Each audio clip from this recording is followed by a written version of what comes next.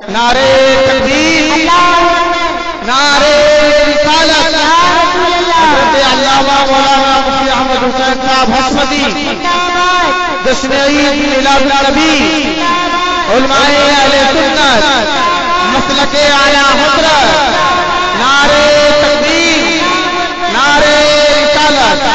جب قلم بے نقاب ہوتا ہے اور سخن لاجواب ہوتا ہے، جس کو میرے آقا پسند فرما لے، جس کو میرے آقا پسند فرما لے تو کچھ نہ کچھ ضرور ہوتا ہے۔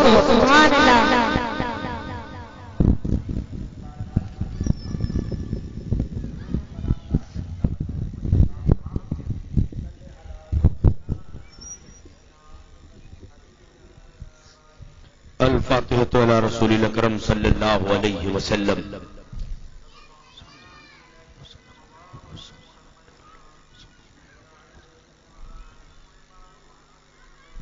سبحان ربک رب العزت عما یصفون وسلام علی المرسلین والحمد للہ رب العالمین۔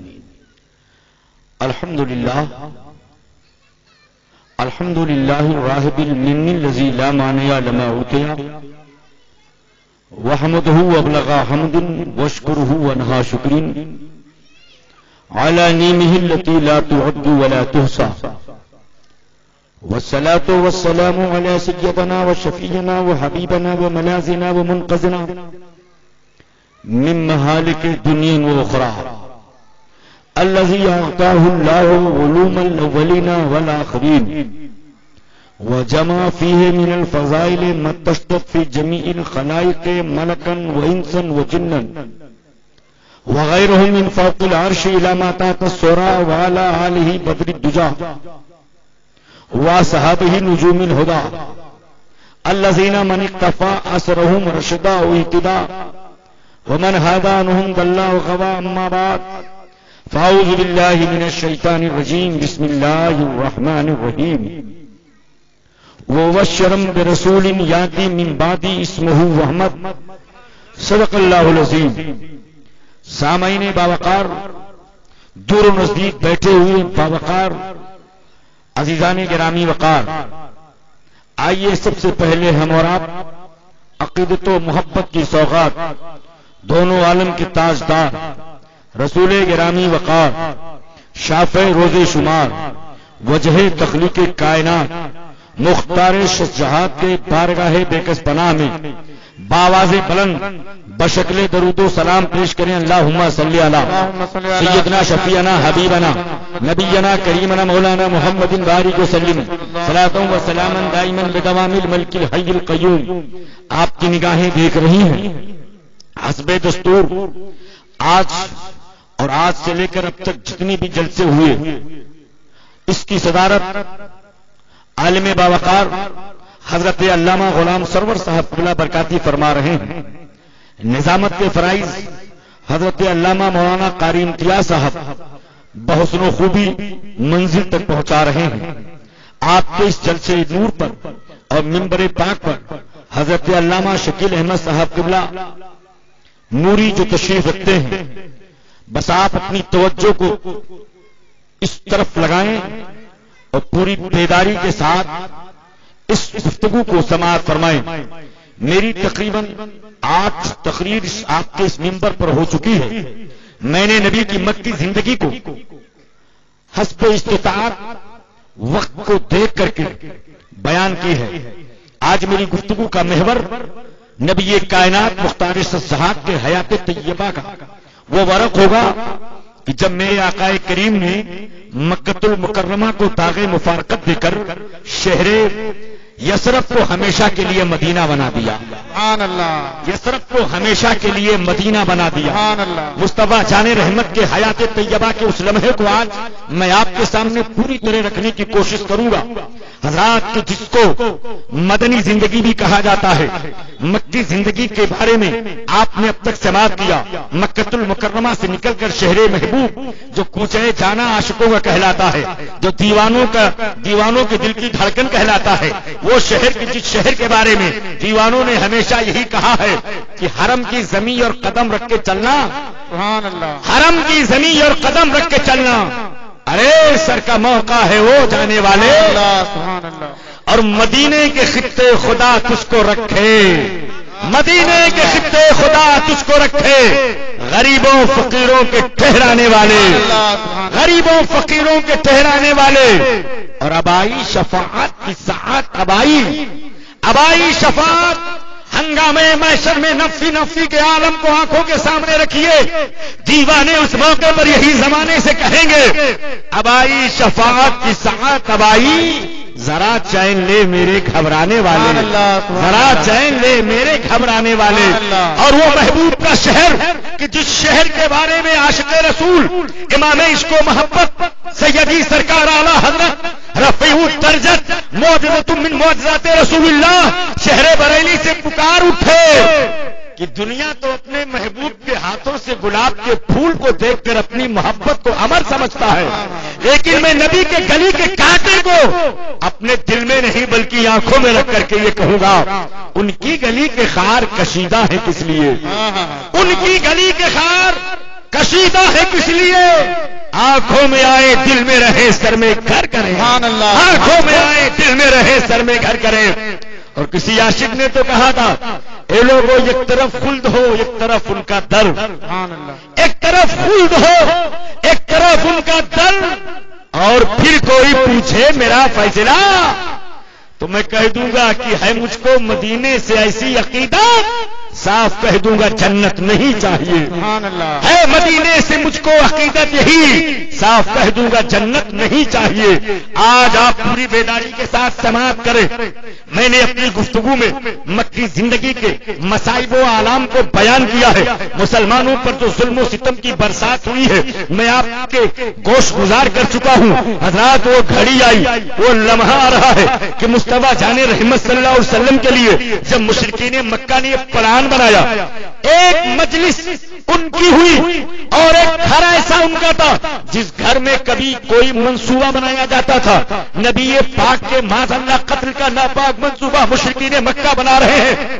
جتنے بھی دشمنان دین تھے، جتنے بھی کفاران عرب تھے، سب بیٹھ جاتے ہیں، دروازہ بند کر لیتے ہیں، رات کا اندھیرا ہے، اندر ان کی ایک ٹیم ہے، یہ گفتگو ہو رہی ہے کہ کس طریقے سے اس چراغ کو گل کیا جائے کہ جس کی روشنی اور اس کی چوک سے ساری دنیا چگمگا رہی ہے، جس کی کرنوں سے سارا زمانہ روشن ہو رہا ہے، جس کے پسینے کی خوشبو سے ساری دنیا معطر ہو رہی ہے، اس کو کیسے بجھایا جائے اور اس گل کو کیسے ہمیشہ کے لیے معاذ اللہ بجھایا جائے۔ یہ ناپاک منصوبہ لے کر، غلط خیال لے کر، ایسے گندے عقائد لے کر، نظریے باطل لے کر کمرے میں بیٹھ گئے اور رات نبی کے قتل کا جہاں ناپاک منصوبہ بنا۔ ابھی بھی ندوہ سے کتاب جو ہمارے درسیات میں شامل ہے اس کو منصورات کہا جاتا ہے، اس میں بھی ان لوگوں نے لکھا کہ نبی کے قتل کا جہاں منصوبہ بن رہا تھا اس گھر کا نام تھا دار الندوہ۔ اور آج بھی لکھنؤ میں ان بدبختوں نے وہاں نبی کے قتل کا ناپاک منصوبہ بنا، اسے دار الندوہ کہا گیا، اور آج ہندوستان میں عظمت رسول کے قتل کا جو منصوبہ بن رہا ہے وہ ہندوستان میں لکھنؤ میں دار الندوہ ہے۔ پتہ چلا انہیں کوئی دوسرا نام نہیں ملا، وہی تحریک ہے جو مکہ کے بت پرستوں نے، مکہ کے کافروں نے، مشرکین عرب نے میرے نبی کے خلاف بنایا تھا۔ وہی منصوبے باطل لے کر یہ لوگ ہندوستان میں بیٹھ کر اسی کا اجرا کر رہے ہیں۔ یہ بیٹھ گئے، توجہ کیجئے گا، یہ سب بیٹھ گئے، گفتگو چلی، بات آگے بڑھی، اتنے پہ دروازے پہ دستک ہوئی، دروازے پہ کسی نے دستک دی، اندر سے ابو جہل بھی بیٹھا ہے، ابو لہب بھی بیٹھا ہے، عتبہ بھی بیٹھا ہے، ابو لہب بھی بیٹھا ہے، عتبہ بھی بیٹھا ہے، شیبہ بھی بیٹھا ہے، یہ مشرکین مکہ سب بہم بیٹھے ہیں۔ اتنے میں دستک ہوئی، ابو جہل نے پوچھا من افتتح الباب، کون ہے دروازے پہ دستک دینے والا؟ حضرات آپ دیکھیے جملہ اس کی زبان پر آنے والے کا کیا ہے، آنے والا اپنے جسم پہ کمبل ڈھانک کر آیا ہے، جسم پر کمبل ڈال کر آیا ہے، چہرہ اجنبی لے کر آیا ہے۔ اندر سے جب دروازہ کھولا گیا سامنے چہرہ دیکھا تو کہا کون؟ تو کہنے والے نے اپنا نام جو بتایا اسے سنو، اس نے جو جملہ کہا انا شیخ النجد، میں نجد کا شیخ ہوں۔ پتہ یہ چلا نبی کے قتل کا جہاں سے منصوبہ بنے گا وہ نجد ہوگا یا تو نجدی حکومت ہوگی۔ ان کی زبان پر یہ نہیں آیا انا شیخ الطائف، انا شیخ الحجاز، انا شیخ المکہ نہیں بلکہ شیخ النجد کہا، میں نجد کا شیخ ہوں. یعنی یہ اور آنے والے کا جس نے شیخ النجد سے اپنا انٹروڈکشن کرایا کون اور نہیں تھا، یہ ابلیس لعین تھا، شیطان مردود تھا. اس لیے آیا ہوں کہ آپ لوگ جو منصوبہ بنا رہے ہو اس میں میں بھی اپنی کوئی رائے دے دوں. ان لوگوں نے کہا ٹھیک ہے، آپ کو پہچاننے رہے تھے، آپ نے بتا دیا، بیٹھیے. حضرات تصور کیجئے، رب نے اس کی زبان پر جو کلمہ، جو زبان پر اس کے کلمہ آیا، یہ من جانب اللہ ہے. کسی شہر کا نام نہ لیا جائے، اسی شہر کا نام لیا جائے کہ جہاں سے شیطان پیدا ہو کر کے اپنی ذریت کو ساری دنیا میں پھیلائے گا. شیطانی ذریت پوری دنیا میں پھیل کر کے لوگوں کو گمراہ اور بدعقیدہ بنائیں گے. تو اس شہری کا نام لیا جہاں محمد ابن عبد الوہاب نجدی کی پیدائش ہونے والی. حضرات آنے والے نے بیٹھ کر کے گفتگو سنی. کسی نے کہا کیا جائے، ہم پریشان ہیں. جو دیکھو ان کا کلمہ، جو دیکھو ان کی بات، جو دیکھو ان پر ایمان، جہاں دیکھو انہی کا نام، جو دیکھو رسول پاک پر مرنے کا جذبہ صدقہ لے کر ٹوٹ پڑتا ہے. کیا جائے؟ تو کسی نے رائے دی شہر بدل کر دو.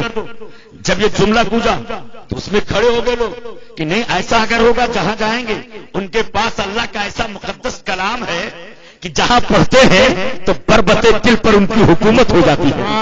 ایسا کلام ہے کہ جہاں سنا دیتے ہیں سارا زمانہ ان کا غلام ہو جاتا ہے. اس کلام کی برکت و شیرینیت کا یہ عالم ہے کہ جہاں ان کے ہونٹ سے قرآن کے جملے نکلتے ہیں ساری دنیا ان کی غلام بن جاتی ہے. پھر کیا کیا جائے؟ کسی نے کمرے میں بند کر دو، کھانے پینے کی معمولی چیز دے دو اور اسی طریقے سے اس میں مقید کر دو. جب یہ جملہ دیا ایک شخص کھڑا ہوا، ابو جہل نے کہا تمہیں نہیں پتا ان کے ماننے والے ایسے باوقار ہیں کہ اپنے محبوب کو اگر کسی کمرے میں مقید پائیں گے تو اس کی دیوار توڑ دیں گے اور اپنے محبوب کو لے کر کے اپنے ساتھ اپنے سر پہ چلے جائیں گے. کسی نے کہا پھر کیا کیا جائے؟ کسی نے کہا سوشل بائی کاٹ کرو. کہا یہ کر کے دیکھ لیا، شیب ابی طالب میں 3 سال کے لیے ہم نے مقید کیا، کامیاب نہ ہوئے. کسی نے کہا سماجی بائی کاٹ کرو، کسی نے کہا لین دین بند کرو. یہ ساری باتیں ہو رہی ہیں، گفتگو ابھی منزل پہ نہیں پہنچی. اتنے میں ابو جہل کھڑا ہوا. اس نے کہا لوگوں اگر کہو تو میری سمجھ میں ایک بات آئی ہے، میں آپ کے حوالے کروں. لوگوں نے کہا ہاں بولو بولو. ابو جہل کھڑا ہوا. اس نے کہا ایسا کرو کہ جب وہ اپنے کاشانے میں آرام کریں تو مکہ میں جتنے قبیلے ہیں ہر قبیلے کا ایک نوجوان منتخب کیا جائے، ہاتھوں میں تلوار دی جائے. 10-12 قبیلے کے لوگ ہاتھوں میں تلوار لے کر چلے. جب محو آرام ہو تو ان کے اوپر تلوار کی برسات کر دی جائے. قبیلے بنو ہاشم کے لوگ کس کس سے مقابلہ کریں گے، کس کس سے زور آزمائی کریں گے، کس کے سامنے ٹکرائیں گے. ہم سب مل کر کے دیت دے دیں گے، قصاص دے دیں گے، خون بہا دے دیں گے، جان بچ جائے گی، کم سے کم سکون ہو جائے گا. یہ جملہ جب اس کی زبان سے نکلا تو ابو جہل نے کہا ہاں یہ رائے اس کی اچھی ہے. حضرات اب یہ منصوبہ باطل دیکھو، کفر کس طریقے سے ناپاک ارادہ لے کر چلا. ادھر ارادہ ناپاک لے کر چلا، ادھر روح الامین بارگاہ مصطفیٰ میں حاضر ہو گئے. یا رسول اللہ، آقا کریم صلی اللہ علیہ وسلم اس مکہ کو چھوڑ دیجئے، مکہ کو چھوڑ دیجئے، اس مکہ کی گلیوں کو آپ چھوڑ دیجئے، مدینہ شریف کی طرف سفر فرمائیے. اکیلے مت جائیے، اپنے ساتھ اپنے صدیق کو بھی لے لیجئے. سبحان اللہ. میرے نبی پاک صلی اللہ علیہ وسلم نے دیکھا کہ حضرت جبریل یہ وحی لے کر آئے. ہجرت کی رات ہے، مصطفیٰ جان رحمت صلی اللہ علیہ وسلم کی وہ حسین ساعت ہے. آگے بڑھے، آگے میرے نبی کریم صلی اللہ علیہ وسلم بڑھے. دروازے پہ کھڑے ہوئے، رات کا پہر ہے، ابو بکر صدیق اندر آرام کر رہے ہیں. نبی نے زنجیر کی کھنکی جیسے ہلائی، کنڈی ہلی کہ حضرت ابو بکر نے دروازہ کھول کر باہر اپنے کو بے نقاب کر دیا. میرے نبی نے ارشاد فرمایا ابو بکر رات کے اس پہر میں تم سو نہیں رہے تھے، جاگ رہے تھے. تو حضرت ابو بکر کا جملہ سنو. عرض کیا یا رسول اللہ، ایک بار آپ نے بیان کیا تھا کہ مکہ میں جب ظلم و ستم کی برسات ہوگی تو ہم مکہ کو چھوڑ کر شہر کوچے محبوب یعنی مدینۃ المنورہ میں جائیں گے. تو ابو بکر اس وقت تم میرے ساتھ رہو گے. یا رسول اللہ وہ رات ہے کہ آج ہے کہ جب سے میں نے کبھی رات میں پیٹھ بستر پہ نہیں لگائی، میں کبھی سویا نہیں ہوں کہ میرا محبوب رات